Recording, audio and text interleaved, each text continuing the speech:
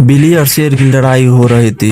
तभी शेर मार के बिल्ली को गिरा देता है नीचे और बिल्ली बेहोश हो जाती है। तभी एक जादू आती है, उसको जिंदा करती है। जिंदा करने के बाद बिल्ली गुफा में जाती है। गुफा में जाने के बाद वो पानी में विश्राम करती है। उसके बाद उसका घाव सब मिट जाता है। उसके बाद बाहर आती है, उसे एक किताब मिलती है और गुच्छ हो जाती है। वो किताब में क्योंकि योगा, कुंफू, कराटे सब दिया हुआ था, तो वो लगती है सीखने, क्योंकि उसे शेर से बादला जो लेना था।